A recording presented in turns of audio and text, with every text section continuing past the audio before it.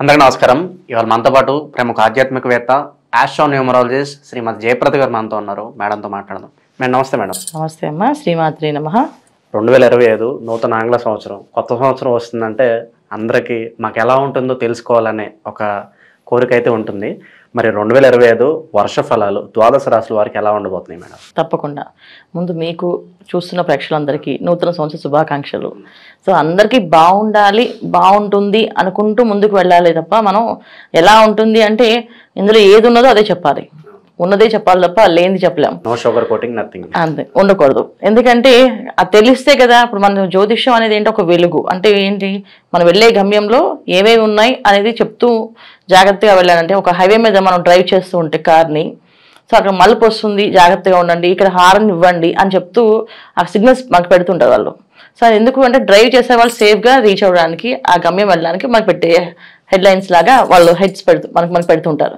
అలాగా జ్యోతిష్యం కూడా ఏంటంటే సైన్స్ అనేది ఏంటంటే ఇది ఏ పని ఎలా చేయాలి, ఎప్పుడు చేయాలి అనేది ఇంపార్టెంట్ అనమాట. సో ఈ సంవత్సరంలో తెలుసుకోవాలనుకునేది అందరూ ఏంటంటే సంవత్సర వర్ష ఫలితాలు అన్నది ఏంటంటే ఉగాది నుంచి తెలుసుకునేవాళ్ళం. సో ఉగాది నుంచి ఎందుకు తెలుసుకున్నాం అంటే చెప్పే పంచాంగ శ్రవణం ఎవరైతే చెప్తున్నారో వాళ్ళు ఒక దేవాలయంలో కూర్చొని ఒక మంత్రం శక్తితో జపము చేసుకొని వాళ్ళ ఆ నోటితో చెప్తూ ఉంటే ఎవరికైనా ఫలితాలు మంచిగా వచ్చేస్తుండేవి. సో ఇవాళ మనం ఛానల్స్లో చెప్పుకుంటున్నాం కనుక, సో అది ఆంగ్ల సంవత్సరంతో చెప్పుకుంటున్నాం, వాళ్ళు ఉగాది మన ఫలితాలు చెప్పుకుంటాం. కానీ ఇక్కడ ఏంటి, జనవరి రాగానే అందరికి ఆలోచన వచ్చేస్తుంది, ఖచ్చితంగా ఆ ఫలితాలు ఎలా ఉంటాయో తెలుసుకుందాం అనుకుంటారు. ఎప్పుడైతే ఈ ఫలితాలు తెలుసుకుందాం అనుకుంటున్నారో వీళ్ళందరికీ ఏంటంటే కొన్ని విషయాల్లో బాగుంటుంది, కొన్ని రాసుల వాళ్ళకి, కొన్ని రాసులకి కొన్ని ఇబ్బందులు ఉన్నాయి.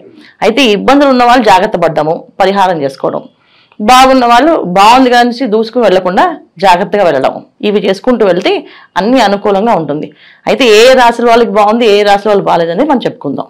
మేడం 2025లో కుంభరాశి వారికి ఎలాంటి ఫలితాలు ఉండబోతున్నాయి? గ్రహస్థితి ఎలా ఉంది? ఎలాంటి రెమెడీస్ చేసుకుంటే బాగుంటుంది అంటారు? తప్పకుండా 2025 కుంభరాశి వాళ్ళకి ఎలాంటి ఫలితాలు ఉంటాయని అడగట్లేదు. ఎందుకంటే ఈ కుంభరాశిలోనే శని భగవానుడు, తర్వాత రాహు వస్తున్నాడు. అంటే జనవరి నుంచి మార్చి వరకు శని భగవాన్ యొక్క ప్రభావం ఉంటే మే నుంచి రాహు ప్రభావం ఉంటుంది. అది ఎప్పుడైతే మార్చి నుంచి శని భగవానుడు ప్లస్ రాహు ఇద్దరు కలిసి ఒక నెల రోజులు కుంభరాశిలో ఉంటున్నారు.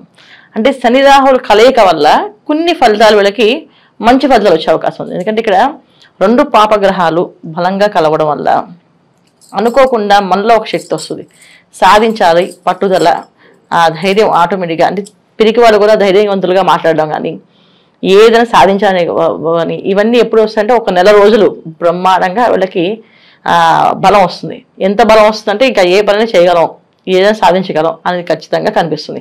అదొక్క యోగంగా ఉంది. తర్వాత మళ్ళీ మే తర్వాత గురు బలం రావడం వల్ల కాస్తంత అనుకూలంగా మారుతుంది. అయితే ఏంటంటే ఎంత బాగున్నప్పటికీ కొన్న మిశ్రమ ఫలితాలే ఉన్నాయి ఈ సంవత్సరం. అంత యోగ్యమైన ఫలితాలని బ్రహ్మాండంగా ఉందని కాదు, కాకపోతే కాస్త గురువు యొక్క అనుగ్రహం ఉంది కనుక, గురుబలం ఉంది కనుక కాస్తంత మంచి ఫలితాలు.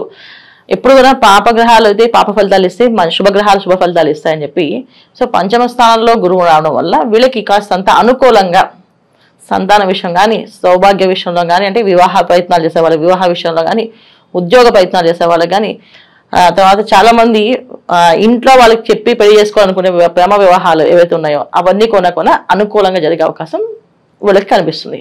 అయితే ఇవన్నీ బాగున్నాయి, కానీ వ్యాపార విషయంలో మాత్రం కాస్తంత ఆలోచించి మొదలు పెట్టాలి.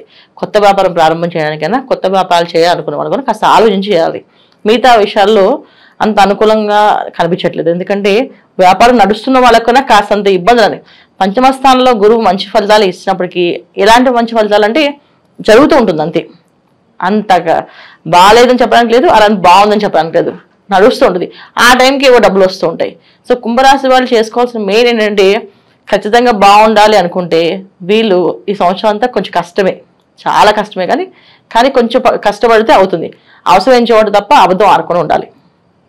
ఎందుకంటే ఈ రాశి శని భగవాన్ ఎప్పుడు కూడా కర్మకారకుడైన, అంటే మనం ఏదైతే చేస్తామో, ఏ పని చేస్తామో ఆ పనికి 10 ఇంతలు కలుపుతాడైనా. మంచి చేస్తే మంచి 10 ఇంతలు పడతాయి. మనం ఎవరికైనా అన్నం పెట్టాము, సో మనకి 10 రోజులు అన్నం తినడానికి అవకాశం ఇస్తాడు ఆయన. అంటే ఆయన లెక్కల మనం ఎవరికైనా ఒక దెబ్బ వేసాం, మనకు 10 దెబ్బలు పడతాయి. ఆ దెబ్బ ఎందుకు వేసాము అనేది కారణం ఏదైనా ఉండొచ్చు. వాళ్ళు తప్పు చేశారు, తప్పు చేస్తే శిక్షించాం మనం ఎవరు, పైవాడు కదా శిక్షిస్తాడు. అలా కాదు, తప్పు చేసాం కొట్టామంటే ఆ కొట్టినందుకు వాడు బాధపడతారు, తర్వాత మనం కూడా బాధపడాలి. సో ఇలాగా శని భగవాన్ కుంభరాశి ఉన్నారు కనుక ప్రతి పని కాస్త ఆలోచించి చేయాలి. ఏ పని చేసినా ఎందుకు చేస్తున్నాం అనేది ఒక ఆలోచన ఉండాలి. అవసరమైన తప్ప అబద్ధం ఆడకూడదు. సరదాగా అబద్ధం ఆడడం కానీ, సరదాగా ఏడిపించడం కానీ, ఇంట్లో ఊరికే సరదాగా అందరినీ ఆట పట్టించడం కానీ, ఇలాంటి పనులన్నీ కూడా చేయకుండా ఉండాలి ఈ మాసం. అంటే ఈ సంవత్సరం ఈ సంవత్సరం అంతా కూడా ఇలా చేయకుండా ఉండడం వల్ల వీళ్ళకి అనుకూలంగా మారుతుంది. చేస్తూ ఉంటే కాస్తంత వీళ్ళు ఎంత చేస్తారో బయట వీళ్ళకి 10 ఇంతలు జరుగుతాయి. ఇంట్లో సరదాగా చెల్లినో అక్కనో ఏడిపించారనుకోండి, బయట ఒక అమ్మాయితో దెబ్బ పడే అవకాశం ఉంటుంది. అందుకని కుంభరాశి వాళ్ళు ఎంత బాగున్నప్పటికీ కూడా బయట వ్యవహార విషయాల్లో చాలా జాగ్రత్తగా మాట్లాడేటప్పుడు నడవడిక కానీ అన్ని కూడా జాగ్రత్తగా ఉండడము, ఆచితూచి వెళ్ళడము చేసుకుంటూ వెళ్తే అనుకూలంగా ఉంటాయి. లేకపోతే శని భగవానుడు ప్లస్ రాహువు కలిసినప్పుడు ఎంత ఎనర్జీస్ ఇస్తాడో తర్వాత వాళ్ళిద్దరూ ఉన్నప్పుడు ఎనర్జీస్ మనం ఏది చేస్తామో దానికి అంత అనుభవించాలి. ఇప్పుడు చాలా మంది పెద్దవాళ్ళు చెప్తుంటారు, నవ్వుతూ ఏ పని చేసినా తర్వాత ఏడుస్తూ అనుభవించాలని చెప్పేసి. సో ఎందుకంటే వాళ్ళు ఏవైతే చెప్పారో అవన్నీ వాస్తవాలే. పెద్దవాళ్ళు ఏం చెప్పినా అది వాస్తవాలుగా ఉంటాయి.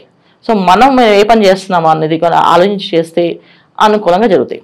సో వివాహ విషయంలో ప్రయత్నాలు ఏవైతే చేస్తున్నారో వాళ్ళు కాస్త ఆలోచించి వ్యవహారం చేసుకుంటే ఆ వివాహం అనేది నిలబడడం బాగుండడం అవుతుంది. లేకపోతే మోసగింపబడ్డము, మోసపోవడము ఇలాంటివి జరిగే అవకాశం ఎక్కువగా ఉంది. కనుక ప్రతి విషయము అంటే మెయిన్ విషయాలు ఏమేమి ఉన్నాయి మన జీవితంలో, ఒకటి ఇల్లు కట్టుకోవడం, ఇంకోటి వివాహం చేసుకొని ఇంటికి కన్యని కానీ అబ్బాయిని కానీ తెచ్చుకోవడం, లేదా మనం ఏదైనా మంచి ఉద్యోగాల్లో ఈ ఉద్యోగం మానేసి కొత్త ఉద్యోగం వెళ్దాం, లేదా ఈ వ్యాపారం కాకుండా కొత్త వ్యాపారం ప్రారంభం చేయడం, లేదా ఈ వ్యాపారాన్ని ఎక్స్పాండ్ చేయడం. ఇవి కదా పెద్ద ముఖ్యమైన విషయాలు. ఈ ముఖ్యమైన విషయాలు మాత్రం ఖచ్చితంగా ఏదైనా దేవాలయంలో కూర్చొని ఆ రోజంతా భజన దర్శనం చేసుకొని ఆ స్వామివారి సన్నిధానంలోనే అనుకొని చేద్దాము అని ఆలోచిస్తే, ఆలోచన కూడా వీళ్ళు కరెక్ట్గా అనిపిస్తే అప్పుడు చేసుకుని వెళ్ళాలి.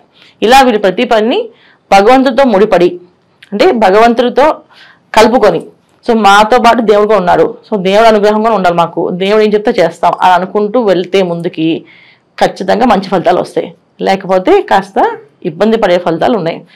గురుబలం ఉన్నప్పటికీ కూడా కాస్త ఇబ్బంది పడే అవకాశం ఉంది.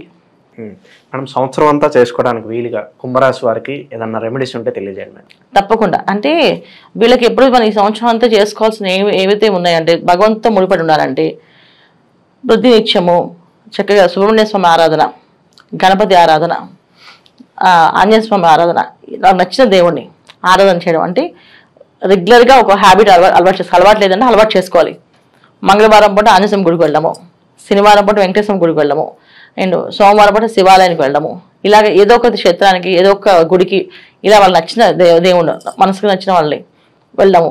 గురువారం పూట సాయిబాబా గుడికి కానీ, దత్తాత్రేయ స్వామి కానీ, శ్రీపాద వల్లభ చరితామృతం కానీ చదవడం కానీ చేస్తూ ఉంటే అనుకూలంగా మారుతాయి. అంటే ఇదే చెయ్యండి అని చెప్పడానికి లేదు, ఎందుకంటే కుంభరాశిలో డిఫరెంట్ కేటగిరీస్ పాపం ఇబ్బంది పడే అవకాశం ఉంది. ఎందుకంటే శని రాహువులు ఇక్కడ, అందువల్ల ఎప్పుడు ఎవరికి ఏ ఇబ్బంది పడతారో తెలియదు. వాళ్ళ జాతకంలో యోగ్యంగా బాగున్నారు అంటే దశలు అంతర్దశలు బాగుంటే ఈ గోచర ఫలితాలు అంత పెద్దగా కనిపించవు. వాళ్ళ జాతకంలో కొన్న అలాంటి ఇబ్బంది సిచ్యువేషన్స్ కనిపించాయంటే అప్పుడు ఈ గోచర ఫలితాలు రెండు కలిసి వాళ్ళకి భారంగా ఉంటాయి. అసలు భగవంతుడి మీద ధ్యాస కాదు కదా, కనీసం నామకం చేయబుద్ధి కాదు. అంటే అలాంటి సిచ్యువేషన్స్ తీసుకొస్తారు.